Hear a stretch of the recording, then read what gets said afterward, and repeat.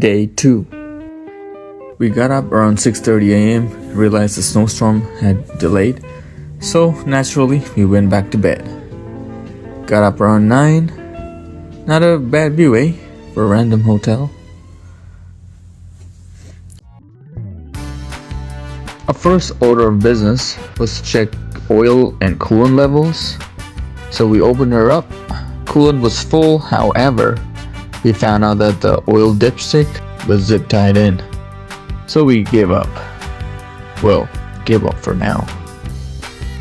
Kids, always remember to stretch before getting in with the roof up. Sorry, English. Oh, thank you.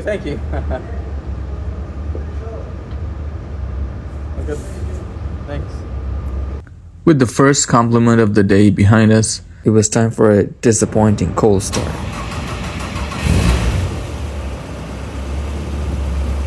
Hard to hear anything with the stock exhaust, eh? Should I do something about it? With the dipstick being zip tied, we decided to head to a mall to sort it out. This worked out well, or in our favor, I'd say, as the engine needed to be warm to check the oil anyways. At this point, we decided to address the rear visibility issue as we were headed towards North America's busiest highway. Drumroll please. The infamous 401. My friend had a great idea of using clear wrap to try and seal roll bar area whilst also maintaining visibility. Soon after, we checked the oil and realized that the oil was low, so we filled it up and we were back on the road.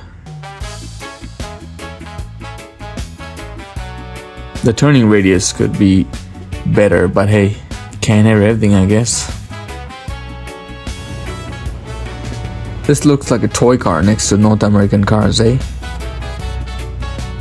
I drove for the first 2 hours, then my friend took over until we hit this rainstorm, and my god, this guy was speeding. I had to blur this photo. And what a storm it was! At first it was just heavy rain, which was fine, but then as we entered Ontario, the rain started getting a lot worse. Nightfall didn't help either, and the rain got so bad it was quite foggy and misty inside. Not sure what happened to the windshield, but I did have the heater turned on, but did not seem to do anything, so I had to wipe the windshield every, I'd say, couple of seconds or so. At this point, my friend wanted to stop and wait it out, but I really wanted to get home. I was done driving for the day, so we pushed through. Funny enough, the tires, although they were track tires, they felt fine. Despite the conditions, we were a little early, and to celebrate, we went to my favorite semi-healthy fast food chain for dinner. Overall, it took us about 7 hours with 2-hour mandatory fuel stops. Google suggested 6.5 hours straight shot, so I'd say 7 hours is not too bad, eh? With that, we were finally home. I was quite relieved to say the least. First order of business was to give it a good clean to get the road salt out. While I was working on this, my cousin arrived and started an oil change on his car as he was giving us a lift back to the city, which was where my daily was parked.